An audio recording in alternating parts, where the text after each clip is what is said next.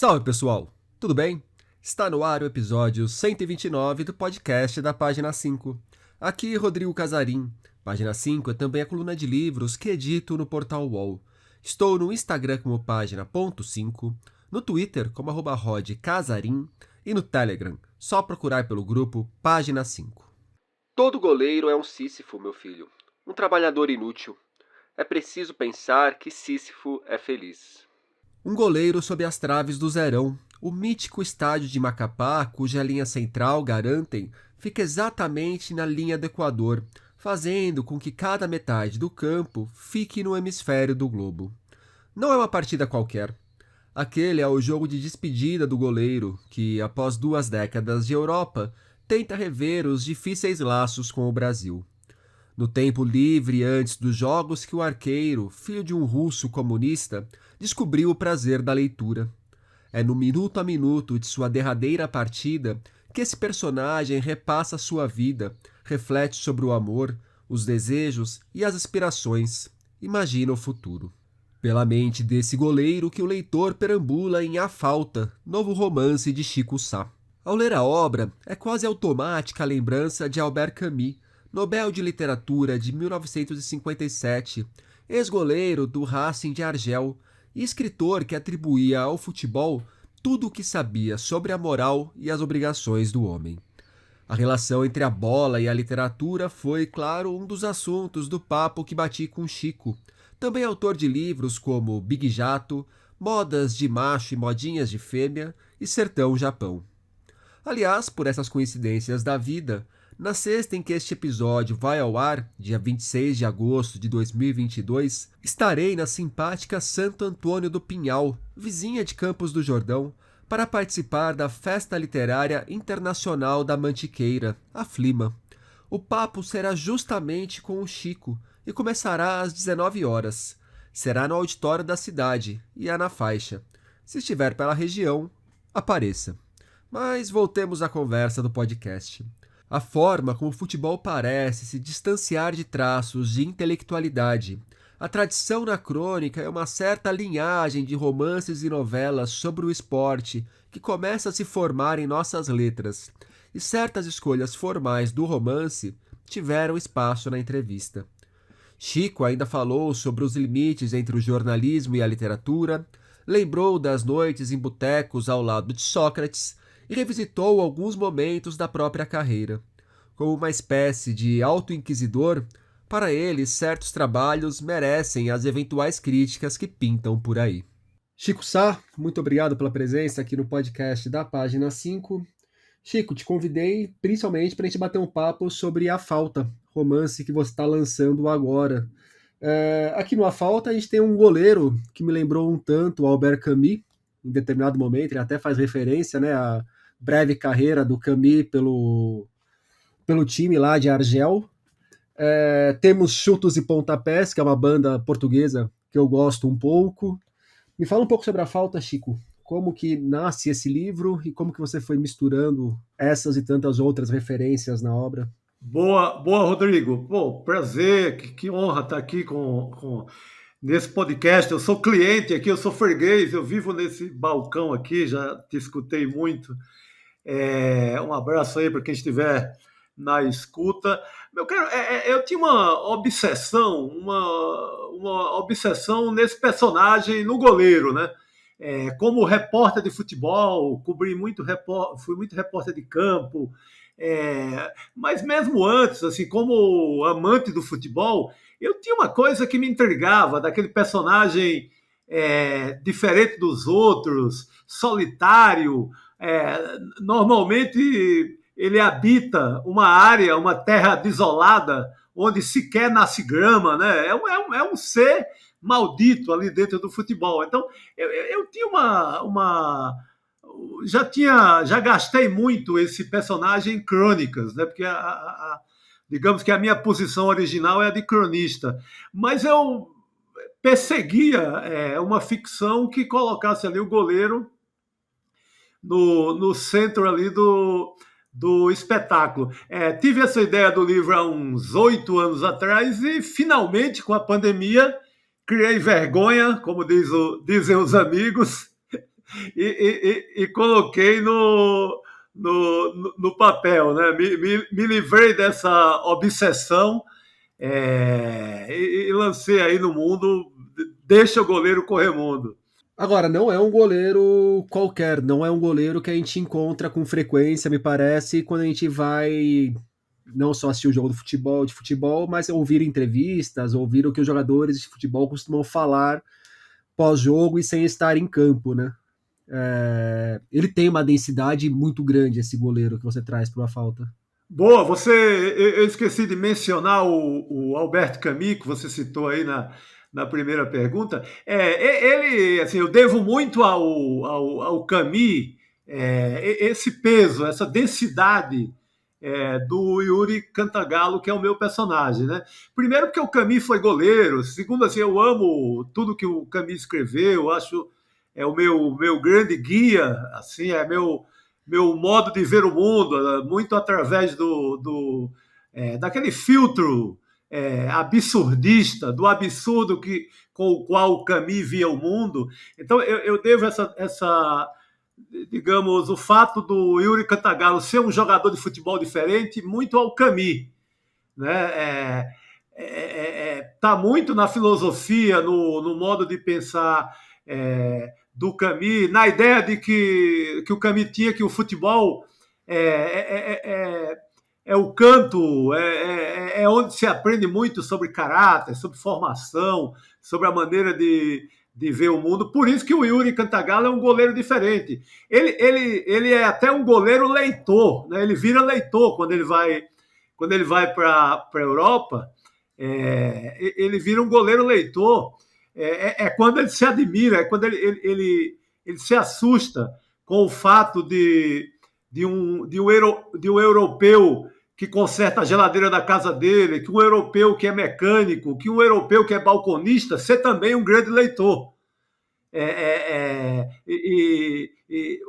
Ele tinha, pô, assim, ele sai, é um personagem, ele sai do Rio, ele tinha um gosto por leitura, ali por ter lido muita história em quadrinho, por ter uma professora numa escola de Copacabana que dava ali uns toques para a leitura, mas ele se torna um leitor na Europa. Mas você foi certeiro nisso. É um goleiro diferente ali, que quer ser diferente, que quer ler, que quer dar pitaco além de falar aquele clichê do jogador de futebol, né? Ele é digamos, é um goleiro que pensa, né? Um goleiro meio filósofo. Ele arrisca uma de Albert Camus, vez por outra. Justamente nesse sentido, um trechinho aqui que eu destaquei. A leitura durante as concentrações, porém, me rendeu um vocabulário incomum aos boleiros, o que chamava a atenção nas entrevistas. O tempo todo que eu fui lendo a falta, eu fui me lembrando de uma situação que eu vivi, que há algum tempo atrás um zagueiro do Flamengo, na época ele era capitão do Flamengo, ele estava se destacando também por conta das leituras que ele fazia. Mais ou menos que nem o Gustavo Scarpa hoje, que chama a atenção também pelas leituras que faz e compartilha no Instagram. Esse zagueiro do Flamengo, ele estava fazendo esse movimento também. E eu fui tentar entrevistá-lo, eu não lembro se era aqui para o podcast ou se era para fazer uma entrevista só para a coluna no UOL mesmo, para falar sobre livros, sobre leitura, e o assessor dele recusou a entrevista e falou que ele estava tentando se afastar dessa imagem, porque a imagem de ser um leitor não pegava bem ali no meio do futebol. Me pareceu muito simbólico dessa ignorância orgulhosa que a gente vive, não? Poxa, que loucura, hein, cara? Que história. Eu lembro do zagueiro que eu lembro, acho que o Ronaldão, que jogou no São Paulo, também, acho que eu não sei qual era esse zagueiro aí, eu não me recordo assim. Eu não tô lembrando, eu acho que era o Wallace. O Wallace, ele mesmo, exatamente. Sim, é ele, foi ele mesmo também. Cara, é uma tremenda bobeira, tremenda bobeira do assessor que pensou assim, né? A gente até brinca que eu lembro que no caso do Ronaldão, que foi zagueiro também, isso ali começo dos anos 2000, final dos anos 90, que sempre a gente brincava assim em botecos, dizer, pô, eu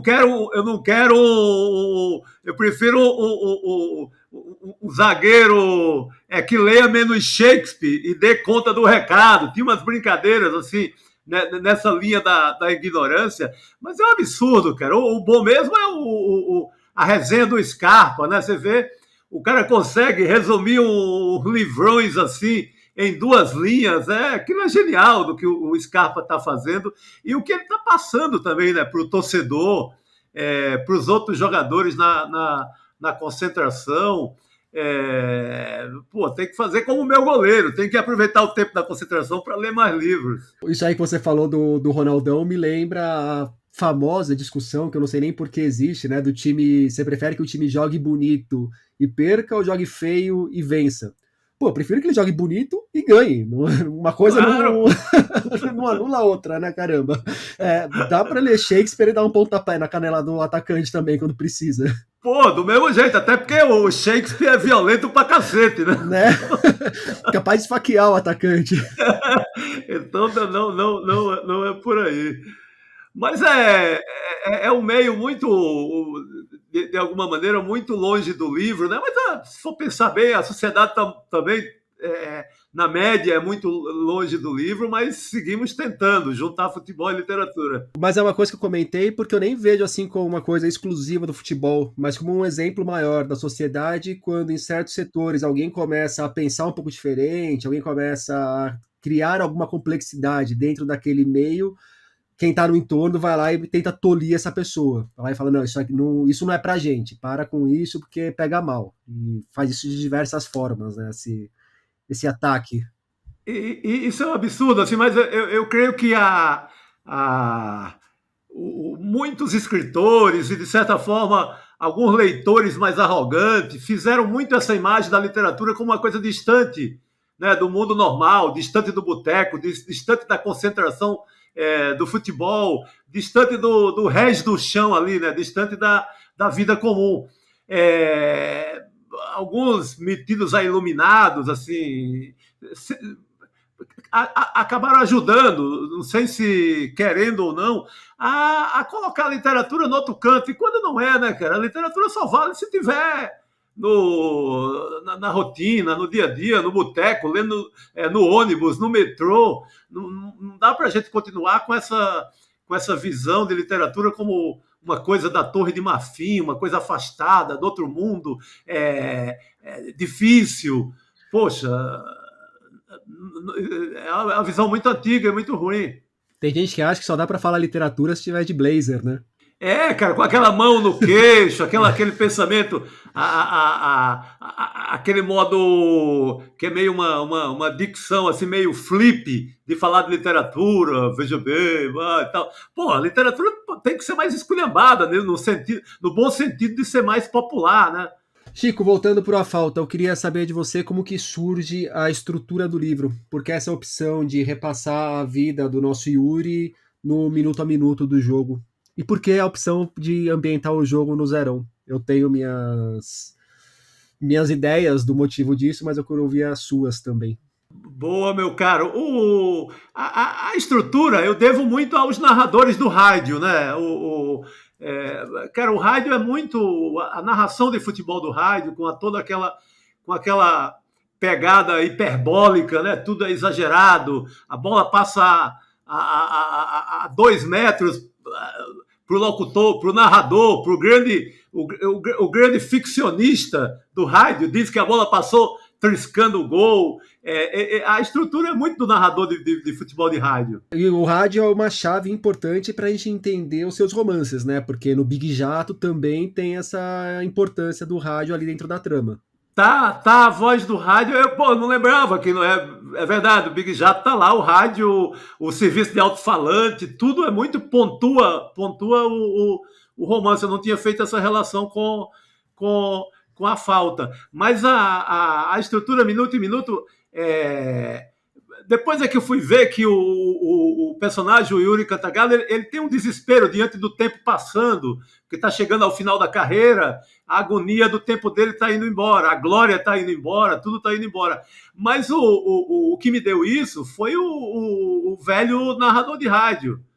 O cara que chama ali de 5 em 5 minutos, o tempo passa, o tempo passa, senhoras e senhores, estamos chegando ao fim do espetáculo. E isso acabou me servindo para reforçar o desespero do goleiro diante do tempo indo embora. O tempo dele está indo para as cucuias, adeus. E o Zerão?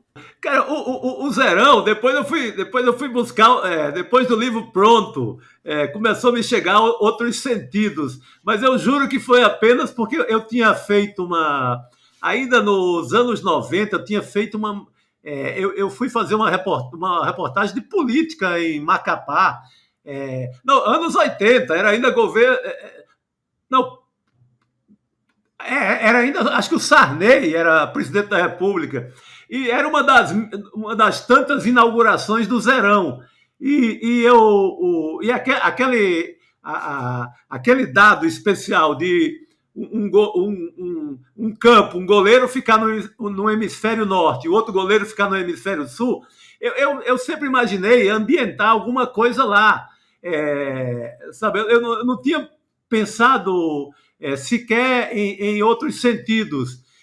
Depois é que eu fui perceber, poxa, o goleiro jogou nos dois hemisférios, ele jogou na Europa, no hemisfério, ele jogou no Brasil. Depois eu comecei a fazer uma nova leitura, inclusive ajudado pelos leitores, que começavam a enriquecer a simbologia do uso do Zerão. Mas foi apenas porque eu tinha conhecido o estádio, achei curioso o estádio ser dividido pela linha do Equador, a linha do Equador exatamente no meio de campo, e voltei lá, quando eu estava escrevendo o livro, eu voltei com minha mulher e minha filha, voltei para ver um jogo lá, mas aí era apenas para dar uma cor ali, dar um ambiente mesmo, eu sei que é ficção, mas eu queria dar ali colocar ali umas pitadas de verdade ali, o que pássaros cantam num jogo do Zerão, como é o vira-lata que vai lá junto do cara que vende o espetinho. Então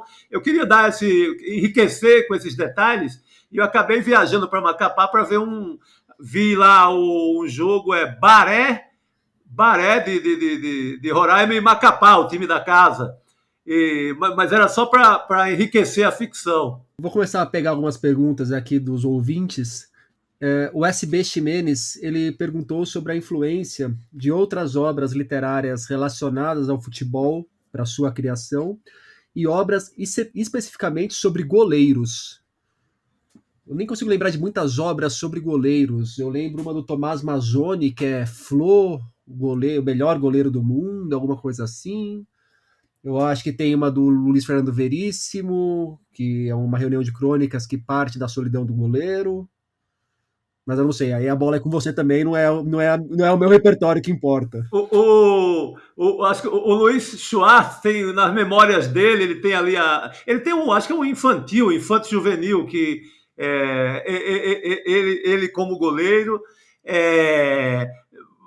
Mas tem muita crônica, né, sobre a infelicidade do goleiro, essa maldição do goleiro. O Nelson Rodrigues tocava muito a partir da maldição, da condenação do Barbosa, né? A gente tem muita coisa ligada à infelicidade do Barbosa.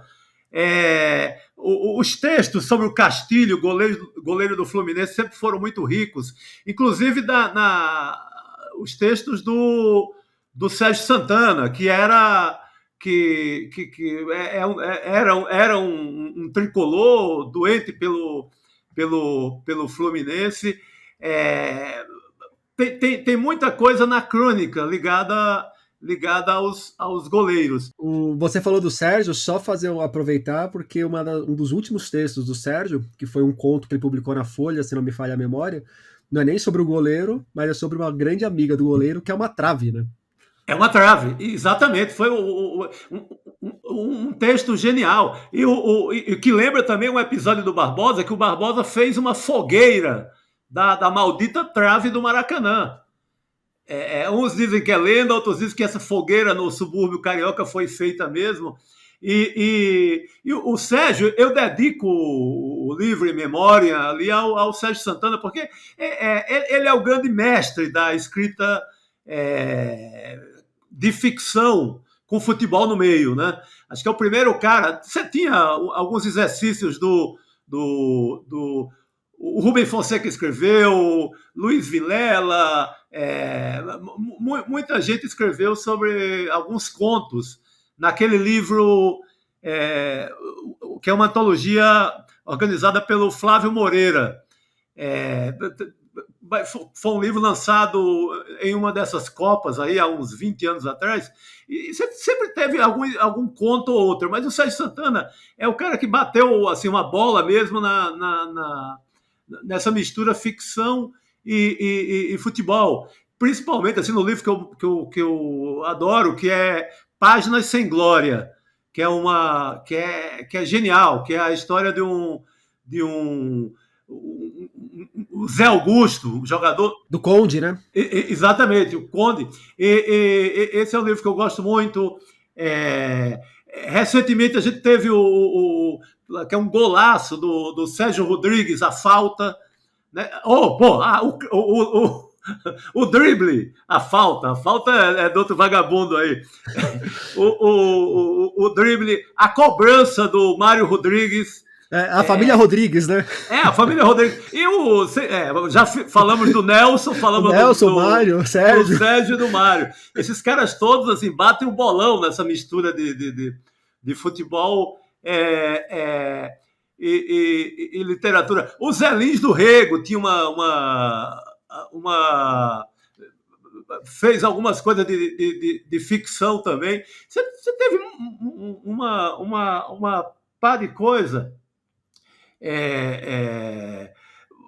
Mesmo considerando que ainda é uma mercadoria rara, né? Essa mistura. Você tem muito na crônica, você tem muito no livro de Copa do Mundo, aquele livro de histórias dos melhores camisas 10, dos melhores centroavantes, dos melhores goleiros, mas você na ficção você tem pouco, ainda é pouco pro tamanho, pela riqueza que é mesmo isso tudo. Eu ainda acrescento, assim, de memória, o Maracanazo, do Arthur da Pieve, que eu acho que é uma beleza de novela. Sem menor dúvida, cara. Eu concordo contigo que ainda é pouco, mas eu acho que, se comparado, sei lá, com 10, 15 anos atrás, a gente está num cenário já bem melhor. Não é mais aquele cenário de terra arrasada. Agora a gente olha e fala, é pouco, mas existe uma produção bem mais sólida sobre futebol sendo feita no Brasil, me parece. Sim, eu acho que há um interesse, o interesse assim aumentou, assim como aumentou também ensaio, a academia hoje, principalmente depois do Zé Miguel Wisnik, como é o Remédio... Veneno Remédio. A academia também tem aumentado seus estudos sobre futebol, eu acho que cresce, e a ficção acho que naturalmente teremos mais ficção, porque, cara, eu nem falo da ficção que possa abordar o jogo de futebol. Eu falo da ficção que tenha um jogador, seja goleiro ou qualquer outra posição, na história. Assim como tem o vaqueiro do Guimarães Rosa, como tem o pistoleiro do Rubem Fonseca ou do Marçal Aquino, sabe? É uma profissão, é um ofício, e esse ofício deveria estar mais na nossa ficção. Do Cristiano Aguiar, o futebol é um tema que funciona mais para crônica ou para romances, como é o caso do seu livro, Chico? Porque aí ele lembra que a gente tem uma ótima tradição da crônica futebolística. É mais fácil a crônica sobre o futebol? Da crônica é um clássico, assim, eu mesmo pratico assim há muito tempo. Você tem desde do Lima Barreto, que odiava futebol, e tem excelentes crônicas odiando o futebol. O motivo dele, óbvio, era a elite carioca, era o futebol ser uma coisa... Implantaram no Brasil no mesmo modelo inglês, como fosse uma coisa branca e de elite. o Lima Barreto era puto com isso. O Graciliano Ramos escreveu textos sensacionais, metendo o pau no futebol, também ótimos textos. Né? E depois você tem a grandeza de Nelson Rodrigues, do Mário Filho e milhões de Rodrigues, outros aí, né? É o terreno da crônica, é um clássico nacional, a crônica de futebol. Mas eu acho que a ficção, o que eu assim, descobri escrevendo Goleiro, é que permite uma outra história, que é você entrar na cabeça do boleiro, ou na cabeça, no meu caso, na cabeça do goleiro, e dar uma profundidade, trazer outras loucuras, sabe? Que normalmente você, numa crônica, não dá conta. Eu ia falar justamente sobre isso, porque assim, eu vejo o futebol sendo tratado muito pela casca, e aí não nos romances, claro, mas olhando para a própria maneira como o jornalismo lida com o futebol, é muito preocupado com o que aconteceu no jogo de ontem, o que o jogador falou na saída de campo e acabou. É, a gente tem pouco essa preocupação em tentar mergulhar de verdade na história de jogador, na cabeça de jogador, tentar entender o que acontece de verdade dentro de um campo, para além dessa impressão inicial que a gente tem batendo o olho, não? Sim, sim, e o maluco é que na hora H é a ficção que dá conta das grandes realidades, né? A gente não para de olhar para o futebol, e o futebol aqui no Brasil é humanamente pouco compreendido, pouco estudado, pouco explorado. Sim, sim, é nada, né? Fica no raso do raso. Né? O Sócrates, eu aprendi muito fazendo a mesa redonda com Cartão Verde, com o Sócrates na TV Cultura. Eu aprendi muito sobre essa dimensão humana do jogador.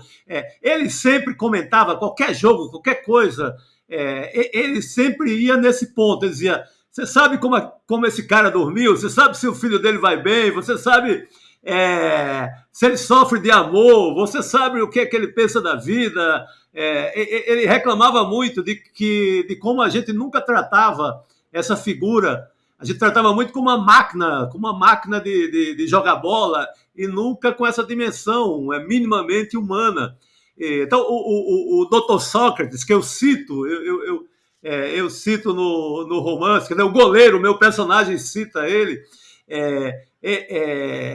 Ele, de certa forma, me ajudou muito nessa ficção, a me ajudar a perseguir essa verdade da cabeça de um maldito, de um goleiro ali que perdeu a mulher, que está no fim de carreira, que não sabe se vai ter horizonte possível depois que acabar se despedir do futebol. Então, essa é uma dimensão muito socrática, de alguma maneira. Aprendi muito com ele. Tá bem de professor, hein, Chico? Pô, não, você falou foi o Cristiano Aguiar do Gótico Nordestino que fez a pergunta?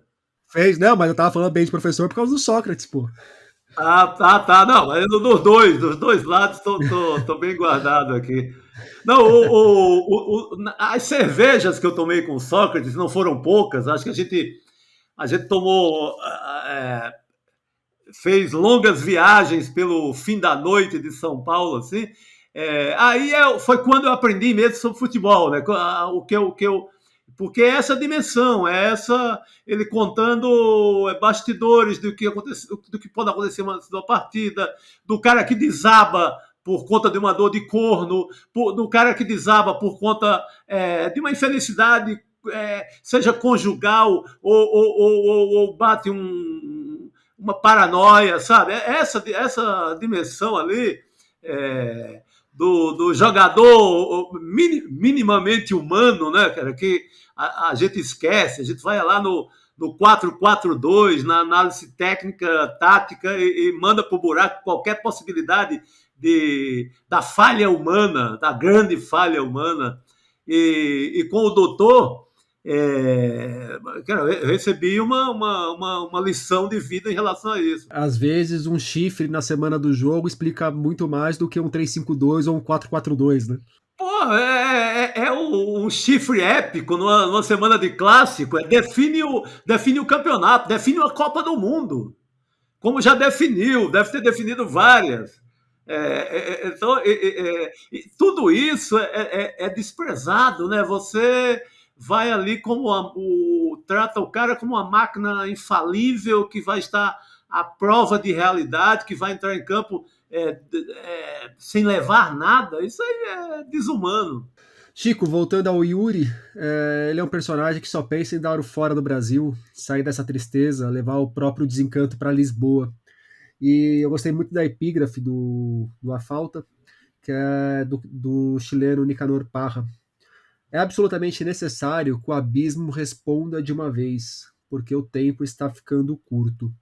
Você falou que a ideia do livro vem de 8 anos atrás, mas tanto essa urgência do personagem vazar daqui para Lisboa, quanto a epígrafe, me parecem ressoar muito um Brasil bem mais recente. É um reflexo desse pandemônio que a gente tem vivido? Ah, total, viu? Como eu escrevi, eu terminei o livro na pandemia, era impossível não ser contaminado por esse país da agora, né? Não tinha como não beber um pouco desse desencanto que a gente estava vivendo. Então, o personagem ele acaba se espelhando muito. Não que os Brasis do passado não nos deem razão para esse desencanto, mas o de agora mais do que nunca, né? Então foi muito da hora da escrita. Esse desencanto é muito desse país de agora. Há pouco menos de um mês, não, umas 2 semanas atrás, a gente teve uma mesa na Bienal, né, Chico? Na Bienal aqui de São Paulo, junto com o Ricardo Araújo Pereira. E em determinado momento você falou do quanto esse cenário político e social e ético e humanitário que a gente tem vivido vai impactando na sua criação, na criação das suas crônicas, das suas colunas e meio que contaminando tudo. E depois da mesa eu até falei para você que eu também sentia muito disso no meu trabalho, do quanto esse Brasil que a gente tem vivido, de certa forma, até condicionava o meu olhar para fazer leituras críticas de livros, procurar determinadas chaves em algumas obras. Você pode falar um pouco mais sobre isso, Chico, de como que esse nosso cotidiano acaba, acho que a palavra é bem essa mesmo, contaminando não só o que você escreve, mas a maneira como você vai olhar o que as outras pessoas escrevem, e se posicionam e falam e Sim, tweetam e façam qualquer coisa na vida, né? sim, sim. Eu observei muito assim o texto principalmente da crônica, dos cronistas em atividade no Brasil, principalmente dos que publicam em imprensa, em portais, quem publica ali com regularidade. Eu senti que o nosso texto, de maneira geral, mudou muito. Nós ficamos mais ranzinzas, mais reativos, assim, com uma certa dor ali que não havia. Uma dor até onde havia mais apenas um humor escrachado. Eu acho que mudou muito o texto da crônica brasileira. Você pega, de repente, sei lá, um Joaquim Ferreira dos Santos, que é um discípulo ali do Antônio Maria, que é muito Rubem Braga, em algum sentido, sempre foi muito lírico. Você pega o Joaquim tratando de um cadáver que foi encontrado numa padaria do Rio de Janeiro. Assim, você pega toda a crônica. O meu texto, que costumava ser mais lírico, amoroso, também perdeu, ficou um pouco raivoso, assim, foi meio para o ringue, dando umas porradas, em alguns momentos até panfletário. Então, outros o Antônio Prata, que é até motivo de comentários familiares. O Mário Prata acha que ele escreve melhor quando ele esquece a política, esquece tudo, mas também, obviamente, contaminado pela urgência que a gente vive, a Marta, a Maria Ribeiro, para citar uma cronista do Rio, a Marta Medeiros, você pegar exemplos do país inteiro, quem tinha o texto, a crônica apenas muito engraçada ou muito bem-humorada, acabou recorrendo à política, dando umas porradas, porque ninguém tem sangue de barata. A gente a crônica brasileira, por mais que Rubem Braga nos proteja desse texto mais duro e ruim, a gente foi tomado por isso, né? A gente se viu ali diante, a gente está diante de uma urgência. Então, desculpe aí, velho lirismo brasileiro, velho humor brasileiro, mas eu vou ter que dar umas porradas aqui num canto, depois eu volto. Espero voltar em breve, né? Sim, por favor, pelo menos dá uma aliviada, porque num ambiente mais ou menos democrático, eu acho que a gente volta a bater nossa bola de uma forma mais tranquila, né? Do nosso colega Gudrian Neuffer, ele fala que gosta sempre de questionar sobre jornalismo e literatura. E aí ele pergunta, Chico, quando você escreve ficção, faz uma distinção consciente entre os dois ofícios ou não? Existe um Chico jornalista e um Chico ficcionista? Eu acho que eu aproveito para me vingar um pouco do jornalismo, viu? Porque o jornalismo nunca me deixou escrever os romances que eu queria, sempre estava nos plantões ou sendo jornalista 24 horas, fazendo reportagem, sempre sonhei em ser um pouco ficcionista e nunca pude. Então, quando eu vou para a ficção, eu me vingo do repórter, porque ali não tem manual de redação, ali é a hora de rasgar os manuais de redação, mandar tudo para as cucuias e se vingar na ficção, né? Uma hora de uma liberdade total em relação a isso, né? Então acho que acaba também retratando a realidade, mas é outra pegada, outra história. Então a ficção é esse alívio para se livrar um pouco do jornalismo. Retratar a realidade numa outra chave, né? De outra maneira. Eu estava procurando aqui um livro, porque eu esqueci o nome do nosso colega também, que ele é jornalista e escritor. Ele escreveu um livro que chama Paris-Brest, sobre umas viagens dele pela França para fazer um intercâmbio de gastronomia por cozinhas francesas. E certa vez eu fiz alguma pergunta nesse sentido para ele e a resposta dele foi levemente contrária. Ele falou que, na verdade, ele já fazia literatura no jornalismo, e aí na Folha, quando descobriram isso, expulsaram ele, porque ele inventava muita coisa que não tinha absolutamente nada a ver com o que ele ia apurar, com o que ele via, com o que era a realidade. Então, sendo assim, é verdade. A gente já teve assim, era muito comum um certo jornalismo que ali no limite da ficção, no limite do fantástico, você basta pegar o Notícias Populares, que é um exemplo clássico do Bebê Diabo, que é um jornalismo que não é que seja obrigatoriamente mentiroso, mas ele cola muito, é um jornalismo colado às lendas urbanas e fica alimentando umas ficções populares que acabam virando verdade. Eu acho fascinante esse tipo de jornalismo, que é um jornalismo mais antigo, que a gente já teve, esse jornalismo mais sanguinário, que trabalha ali numa linha muito colado nesse fantástico, né? Mas eu nunca tive a chance de praticá-lo, né? Eu sempre fui muito tempo jornalista investigativo, então se eu ficasse tentado a ser ficcionista, eu não ganhava vida. Então, por isso que a ficção serve para me vingar definitivamente do jornalista. Do Inácio França. Ele lembra que você já esteve na crista da onda, na maior redação do país. Foi repórter de política da Folha e depois colunista. E aí ele pergunta, foi preciso coragem para romper com isso tudo e deixar de ser uma das vozes do dono para ser dono da própria voz? Grande Inácio França do Marco Zero Conteúdo lá do Recife. Grande cara. Ele agora pegou pesado, porque fez uma pergunta importantíssima. Eu acho que o monte de pé na bunda que eu levei de redação também ajudou. Não dá para dizer que foi 100% uma escolha. Ficaria muito romântico dizer que agora eu rompi com tudo. Foi um desgaste dos dois lados e tal, mas óbvio que eu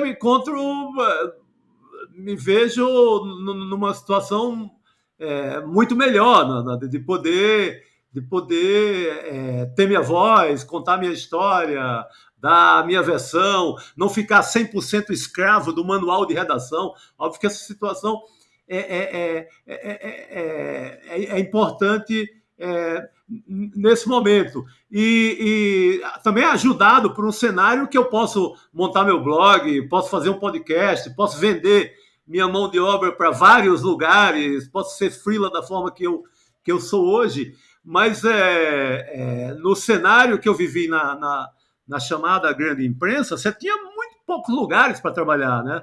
Você tinha 4, 5 grandes jornais, mais uma rádio aqui, uma TV acolá.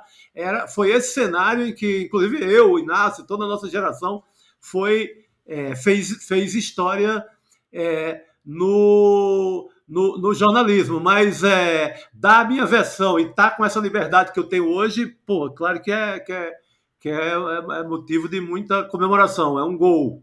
Do Fábio Henrique Gonçalves.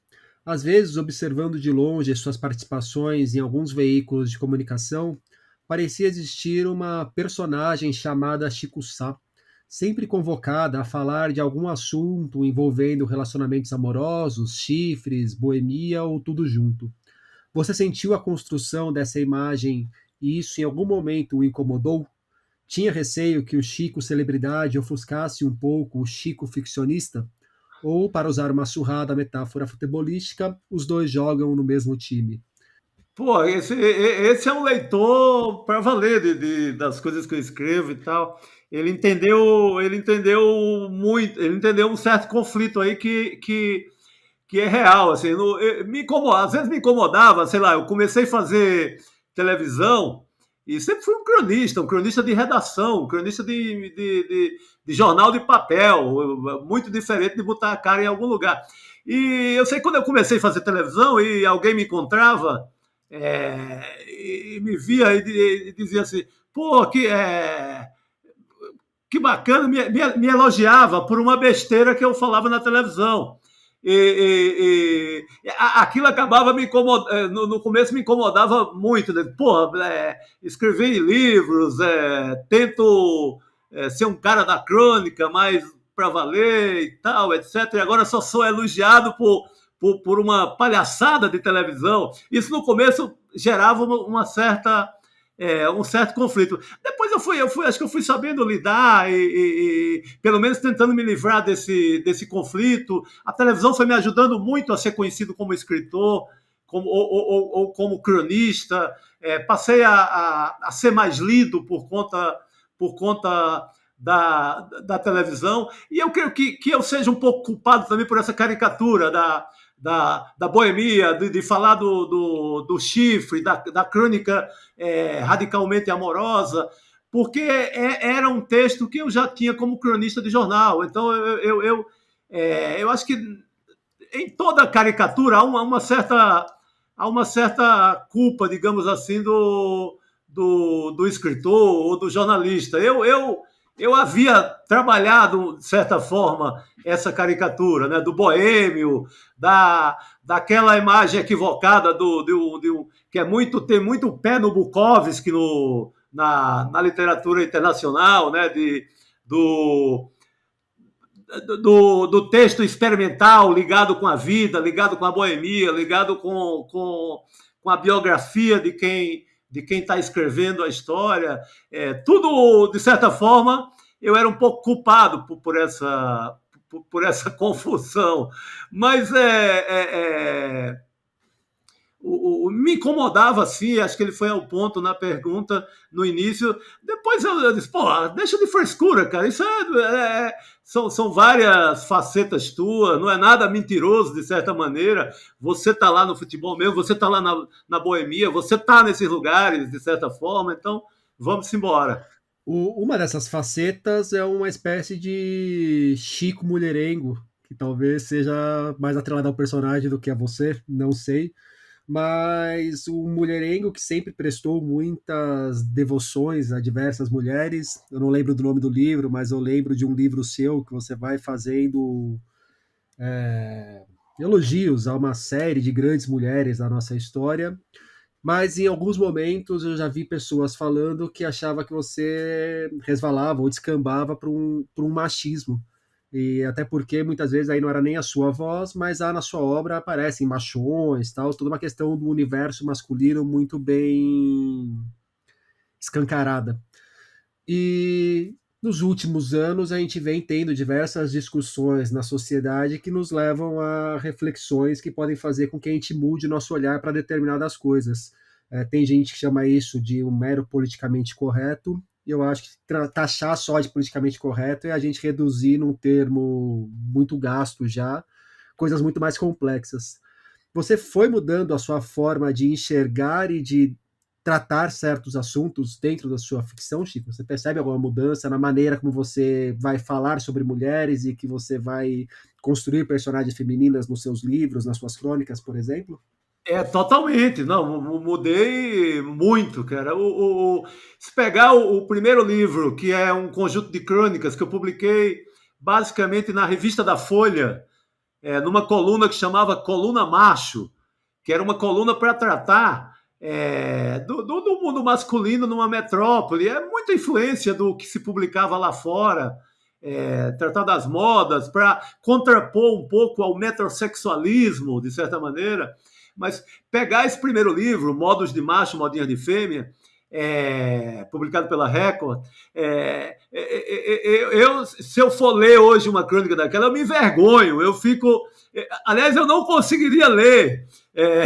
Óbvio que estamos falando aí de um pensamento, ou um conjunto de pensamento machista pra cacete, ali no final dos anos 80, começo dos anos 90. Mas já publicado numa revista de grande circulação aos domingos em São Paulo, com larga tiragem. Muitas mulheres já consideravam um tratamento um pouco delicado, por conta da louvação que eu fazia às mulheres. Mas vamos combinar, aquilo era um machismo miserável, né, cara? Eu concordo inteiramente. Quando eu vou ler, eu fico um pouco envergonhado. Para me salvar, para me dar uma licença, eu penso assim, poxa, não, é um documento da época, é um registro, é uma crônica de costumes daquele tempo. Mas não sei, cara, eu sinto um pouco vergonha hoje daquele texto, sabe? É daquele tempo, mas pode bater, né? Pode bater porque merece. Merece. Eu não republicaria, por exemplo, esse primeiro livro, que é uma certa trilogia, porque começa com Modos de Macho, Modinha de Fêmea, depois tem o Shabadabadá, e depois tem Os Machões Dançaram. Nesse último, é meio passando a régua nesses costumes aí do final dos anos 80 até agora, 2010, 2011, eu tento dar conta aí das mudanças nos relacionamentos, do amor e as novas tecnologias, do amor e o Tinder, do amor e suas várias mudanças, do amor e essa correção bem-vinda de hoje em relação ao machismo. Eu acho mais do que bem-vinda, porque era uma canalice sem limite, às vezes um pouco inspirada no que tinha na canalice de Nelson Rodrigues. As referências eram excelentes. Mas, velho, eu estava usando um álibi intelectual para escrever uma desgraça, de alguma forma. Então, toda e qualquer acusação nesse sentido, eu acho que é uma leitura honesta um pouco do escritor que eu era e do personagem, porque era aquela carga. Óbvio que cabia mais no mundo, óbvio que algumas leitoras minhas até hoje dizem, não, mas você já fazia uma puta louvação, você já era pelo menos 10% feminista e etc. Não, eu acho que que não tem muita desculpa alguns textos daquela época, sabe? Eu vou fazer a inquisição de mim mesmo. Do Marconi Urquiza, Chico, por que você deixou morrer o blog O Carapuceiro? O Carapuceiro foi mais, eu acho que foi mais uns descuidos tecnológicos, fui fazendo outras coisas, trabalhando mais e acabou ficando era um modelo mais começou meio de site mesmo, aquele site, aquela página antigona, era difícil pra cacete dominar aquela linguagem e colocar no ar. Já no comecinho dos anos 2000 eu fiz um pouco como blog, aí facilitou um pouco, mas sem a força que teve logo no começo ali dos anos 90, porque também era uma obra meio coletiva ali, né? Tinha vários colaboradores, principalmente de Pernambuco, do Recife. O Carapuceiro é uma homenagem, uma lembrança a um velho jornal de Pernambuco, de crônica de costumes ainda dos anos aí 1840, na primeira metade do século XIX.